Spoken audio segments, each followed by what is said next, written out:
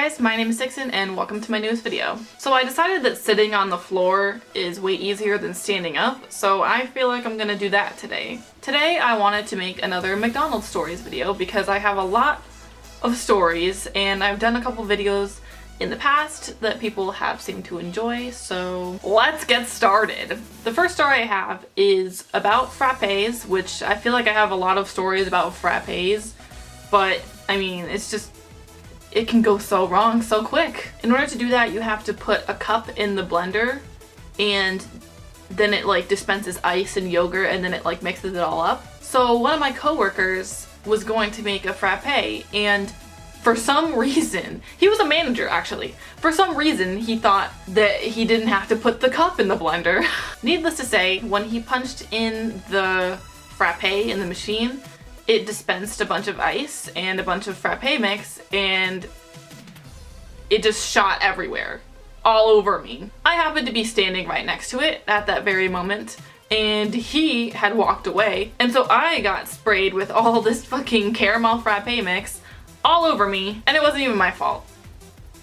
Okay, so for my next story, if you get triggered by politics, then I suggest that you click off this video because that's what it has to do with. Basically, it was late at night and it was probably like, it wasn't that late, it was like 9 and I was still working. I was doing the drive-thru. This guy comes up and he asks for an ice cream cone and he's like, make it a big ice cream cone. And I'm like, sir, we only have one size. And he's like, yeah, but you know, put a lot of ice cream on there. And so I was like, whatever. So I made it like a little bit bigger than usual because there was nobody waiting or anything, and I was like, you know what, I don't want to deal with this guy, so let me just give him what he wants. When I gave it to him, he was like, oh, thanks, and then he gave me a $2 tip. And working at McDonald's, we're not technically supposed to take tips, but I took it anyway because like I barely got paid anything, and it's very rare that anyone tips at McDonald's, so I was pretty happy about it, even though it was only $2. So after that, I like expected him to drive away,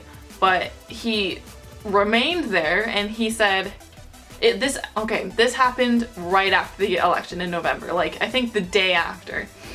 And so he was like, who did you vote for yesterday? And I don't know what made me say this. I don't know why I told him who I voted for, but I said Hillary because that's who I voted for. And he was like, I want my $2 back. And at first I thought he was joking. I was like, haha, that's pretty funny. You're funny. Like, okay, bye. And he was like, no, I'm serious. Like, give me my tip back or I'm gonna call your manager. And I was like, are you fucking kidding me? Like, I don't agree with people who voted for Trump, but I don't hate them. Like, I don't hate anybody. I mean, we can all agree to disagree. Like, that's how I view things. But apparently this guy saw things differently, so I didn't want him to like make a scene, so I just gave him the $2 back and he drove away, and I was like, I don't know how I didn't just quit right there. My third story is from when I first started working there. So basically I was doing the front counter and this kind of middle-aged guy comes up and he's like, all right, listen up. And so immediately I'm like, oh, here we go. And he's like, I have a very complicated order. And so I'm like, lay it on me. And he's like, I want a Big Mac but with no middle bun, and I want 3 pickles on each side of the burger.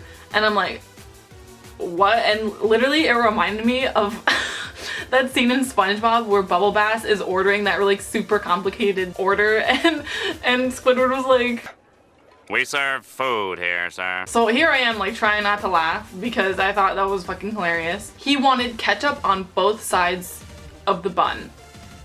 Like, he wanted ketchup on the inside and on the outside where you grab it. That's disgusting. And he wanted mayo on the top of each patty.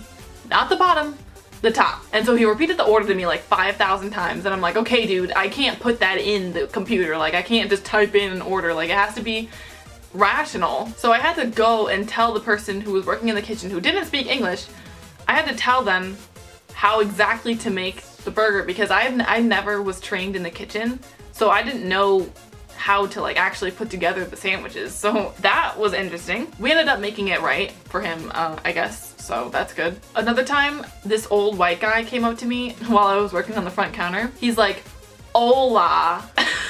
And I was like, are you fucking with me? He's like, ¿Cómo estás? I would like to have, and I just like, I didn't say anything. Like, obviously he thought that I was either stupid or that I spoke Spanish, and I was Hispanic because a lot of people, you know, that work at McDonald's are Hispanic. So I'm just like, you know, patiently waiting for him to finish his damn order, like, you know, punching it in. And he's like, okay, gracias. And I'm like, you're welcome. This is your order number. Your order will be placed over there. In perfect English, because I know how to speak English. And he just looks at me like astounded.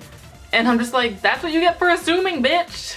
So my last story is when I was working in the drive-thru one night. It was like 2 minutes before I had to leave. These two teenagers show up and they're like, can I get 150 nuggets? 150 nuggets. That's 7 20 pieces and 1 10 piece. Just think about it. That's like half of the entire stock that we had. I didn't even answer for a minute and I was like, you know what, just come up to the first window. Like, I need to see you face to face and make sure you're sure about this. And so it was these two teenage guys who were obviously high and they obviously had the munchies, but I don't know if they actually could have eaten that much. Like, I know boys eat a lot and everything, but like 150 nuggets? So basically I had to tell them to just like pull up and wait because it would take like half an hour to cook all those fucking nuggets. And then I was like, bye, I'm leaving. Like, sorry, I wasn't about to handle all that. So those are all the stories that I have today. I have more, of course, but that's for another day. Thank you for watching and I'll see you in my next video. Peace.